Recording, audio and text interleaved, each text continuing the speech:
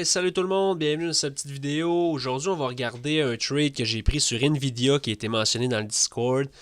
Et on va regarder la façon que j'ai vraiment procédé pour prendre cette transaction-là. En fait, chaque matin, j'envoie mon plan de match dans le Discord qui est complètement gratuit. Et je propose des triggers, des niveaux d'importance à certains niveaux sur les titres qu'on surveille. Si on regarde aujourd'hui du côté de la watchlist, on avait Nvidia, Amazon, SQ, Apple. On va vraiment focuser sur Nvidia. Donc Nvidia, on avait un trigger short à 2,22 et notre long trigger qui était le close d'hier et la 200 IMA. Je mentionnais de l'appliquer comme short trigger si jamais on allait toucher ça rapidement. Anyway, tout ce qui nous intéresse pour aujourd'hui, c'est vraiment le short trigger à 2,22. Donc si on regarde Nvidia, on va la regarder aujourd'hui, ça va aller un peu mieux. On va effacer nos lignes. Donc, notre short trigger à 2,22 est tracé ici en rouge. Nos targets, par la suite, sont identifiés aussi.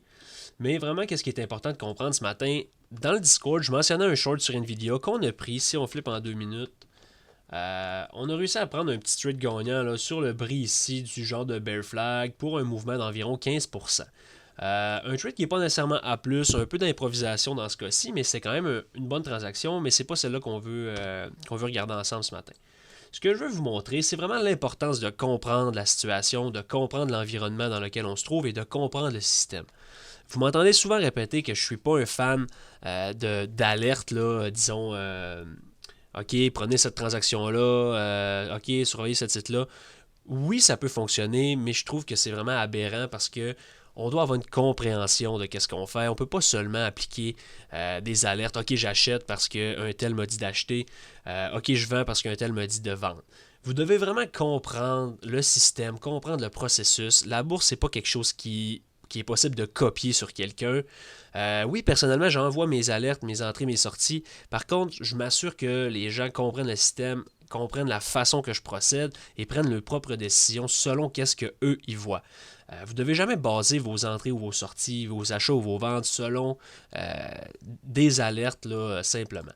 Donc dans ce cas-ci, oui, notre short trigger est 222, mais on sait que les short triggers peuvent devenir des supports si jamais le prix le confirme comme support. À l'inverse, ça peut devenir des résistances si jamais on le brise et qu'on confirme comme résistance. Normalement, c'est ce qu'on recherche sur un short trigger. On veut le briser, un retest, on veut prendre le move down.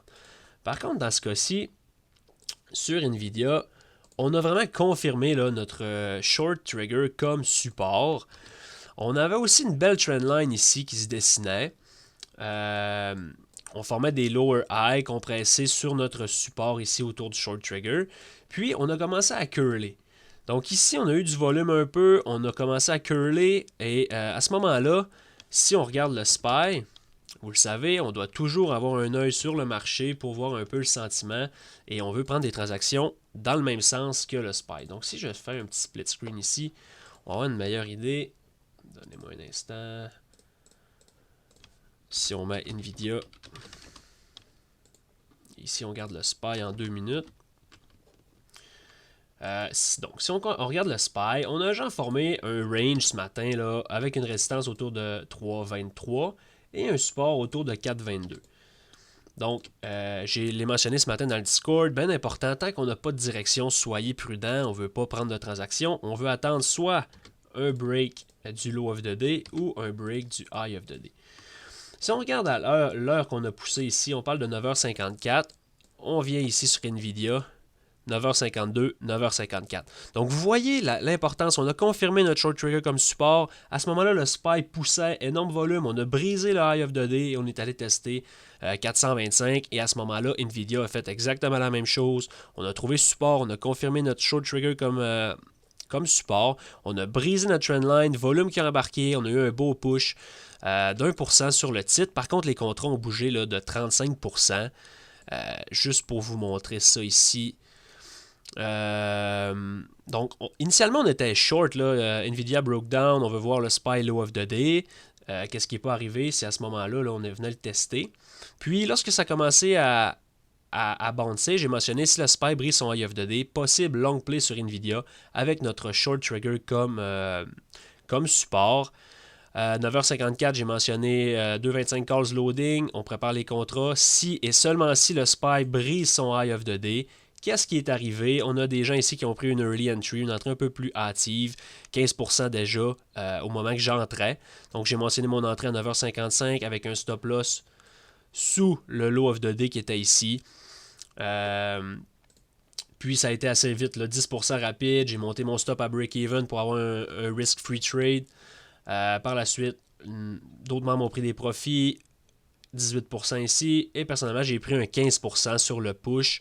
J'ai eu des petits problèmes de broker, encore une fois. Là, ce matin, les datas étaient un peu late, si on peut dire. Donc, mon entrée n'était pas super. Donc, ça a mangé un peu ma marge de profit, mais j'ai quand même réussi à prendre un 12% average sur ce trade-là d'NVIDIA ici. Donc, vous voyez vraiment l'importance de comprendre un système. Non, c'était pas un long trigger, c'était un short trigger. Par contre, lorsqu'on le confirme comme support, on peut quand même le prendre long. Dans ce cas-ci, on avait vraiment un beau bris de trendline, un marché qui nous backait et un momentum là, qui venait d'embarquer sur NVIDIA du côté long. Donc, en terminant, c'est vraiment juste pour vous montrer là, deux choses importantes aujourd'hui. La compréhension d'un système, mais aussi l'importance d'avoir le market backing. Dans ce cas-ci, le SPY a vraiment offert un beau break-up et évidemment plusieurs titres là, qui ont follow le sentiment général du marché. J'espère que ça vous donne une petite idée de qu'est-ce qu'on peut faire et aussi l'importance, encore une fois je le répète souvent, mais l'importance du market backing. Une journée comme hier, si on zoome out un peu, on le met en 5 minutes, une journée comme hier, c'est très très difficile de faire confiance au market backing. C'est la raison pourquoi j'ai pris très très peu de transactions hier. Seulement des scalps rapides à l'open, sinon j'ai été flat toute la journée parce qu'on n'a jamais eu de direction. Oui, vous me direz qu'on était en uptrend assez clair, ça je vous l'accorde, même qu'on avait un gros gap up, donc on était clairement en uptrend. Par contre, là, si vous regardez, on a rangé ici, breakdown, on était view back, donc fake out down pour monter. Range ici, fake out up pour flusher.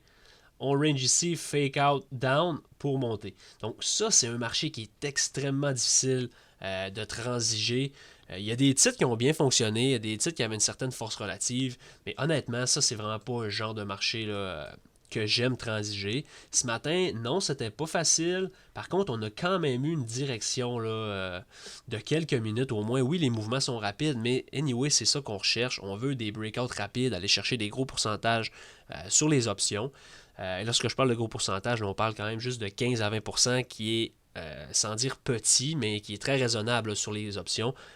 C'est pas rare de voir des 100%. Personnellement, c'est pas ce que je recommande. Je recommande d'aller chercher des 15-20%, prendre les profits, on recommence. Donc, la base du système est là-dessus, mais c'est vraiment des choses qui sont possibles. Donc, ce matin, non, c'était pas évident. Par contre, on a eu un beau range break vers le haut, une rejection claire de 4,25, un deuxième test qui était clairement rejeté pour le fade le reste de la journée. Donc ça, c'est un marché que non, pas évident. Mais du moins, on a quand même eu là, des beaux mouvements avec conviction. Qu'est-ce qu'on n'a pas vu hier? Donc, je vous souhaite une bonne fin de journée. J'espère que cette petite vidéo-là va vous aider et encore une fois, vous prouver l'impact du market backing.